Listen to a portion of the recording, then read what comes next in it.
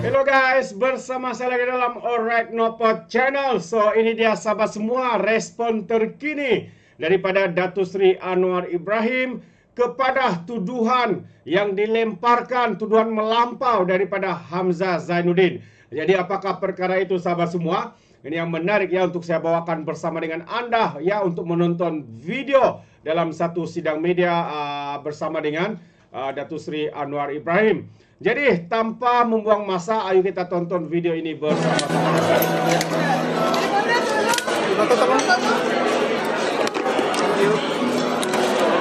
Besarnya main.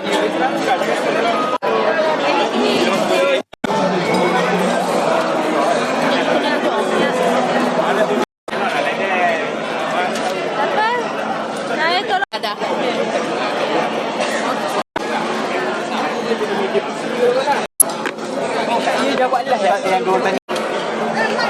Tengah buka. Jangan tutup.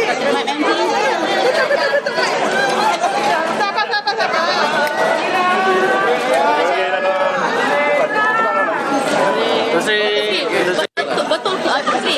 Semalam Hamzah Zainuddin cakap kerajaan hipokrит Datuk Sri pasal akta pasukan tu. Laporan dibuat oleh Istana Pahang dalam kes lain Istana Selangor. Jadi tak usah dia pusing. Dia tahu cuba dia nak main politik.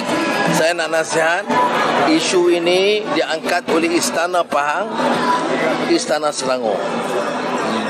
You buat melanggar peraturan dan you terlanjur, you have to deal with it. Okay? Tak usah duk nak gunakan ini sebagai politik. Saya langsung tak jawab dan saya beritahu menteri-menteri serah kepada Presidius.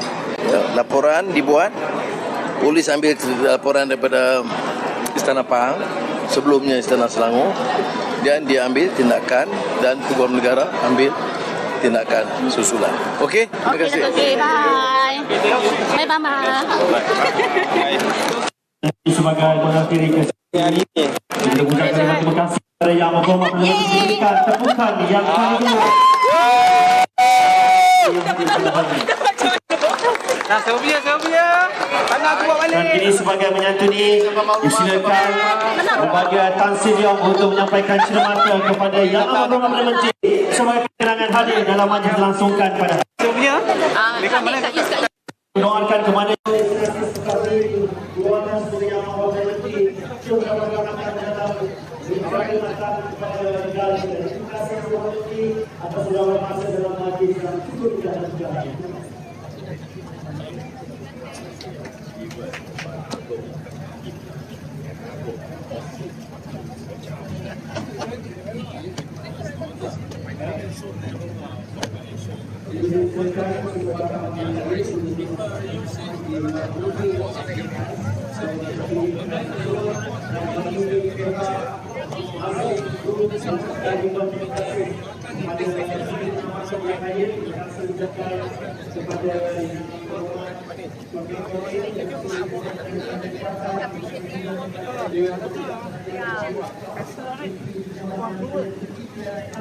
We also put in order. I say that this is something in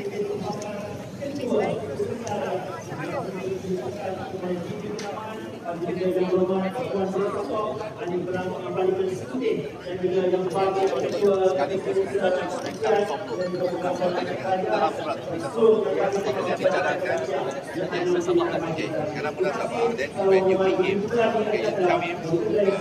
Jarangkan mohon demikian.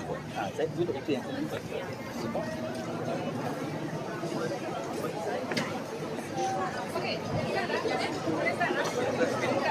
Okey, saya nak edarkan surat saya kepada Yang Amat Berhormat Perdana Menteri dan juga satu lagi ialah surat daripada Persatuan di Taman Desa. Semua sudah sign dekat sini. Saya juga edarkan bersama kerana mereka beri amaran tak boleh datang buat bising ada apa-apa lah, tapi jadi saya hanya hantar kepada anda untuk di dalam surat saya memberitahu Yang Amat Berhormat Perdana Menteri tentang projek pembangunan di Taman Desa. Jadi anda boleh lihat sejak tahun 2018 sehingga hari ini, DBKL telah pun meluluskan 10 projek perumahan.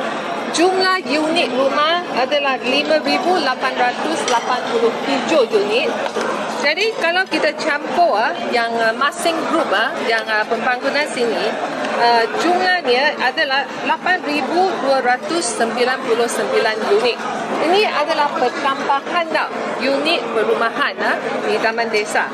Dan kalau kita lihat, kalau setiap rumah diduduk oleh 4 orang, jadi yang peningkatan penduduk ialah 33,196.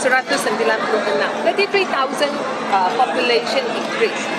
Jadi kalau kita lihat panci ikut angka daripada dosa, pada tahun 2020 di Taman Desa sudah ada 36,000 orang. Kalau tambah lagi yang penduduk bertambahan ni, di Taman Desa akan jumlah penduduk mencecah 69,000. Maksudnya lebih kurang 70,000.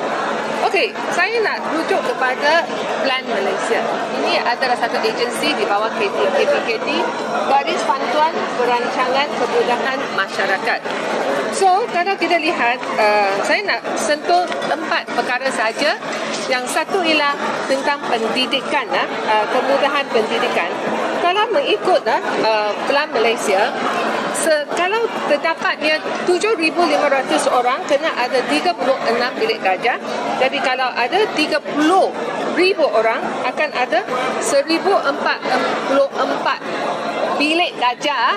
Peningkatan ini bilik darjah bagi sekolah rendah, sekolah menengah. Setiap ialah, that means the government need to have 144 bilik darjah for the primary schools and the secondary schools. And for Pratika ialah 12 bilik darjah. Di Taman Desa kita ada 4 sekolah. 2 sekolah rendah, 2 sekolah menengah.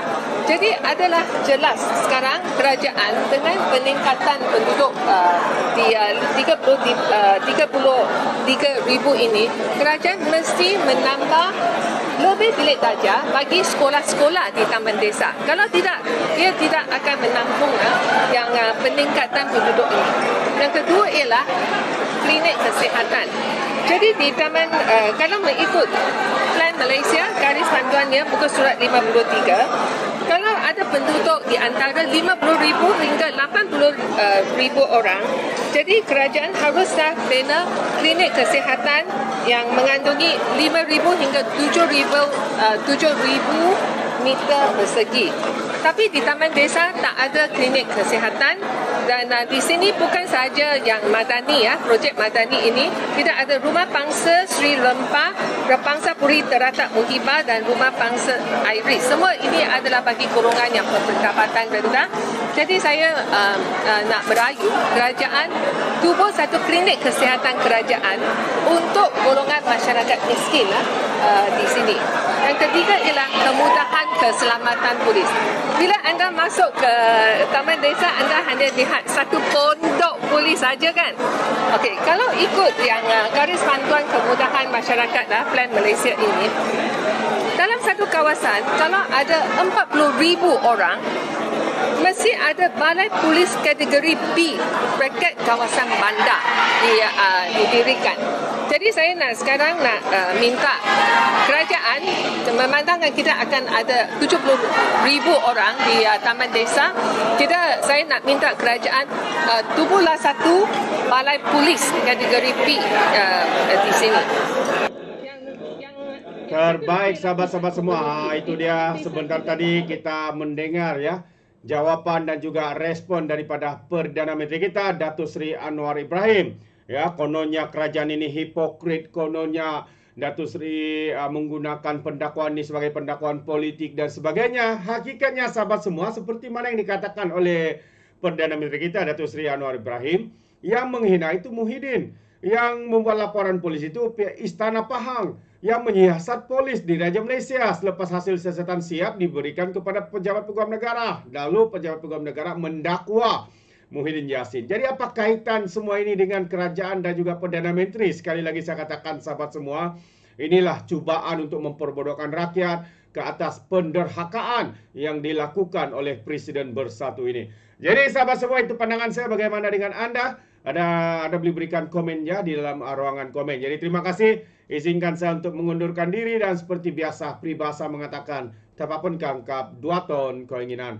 Dalam bahasa Melayunya, tepuk dada, tanya selera. Sekian daripada Alright Nampak Channel. Kita berjumpa lagi. Bye-bye.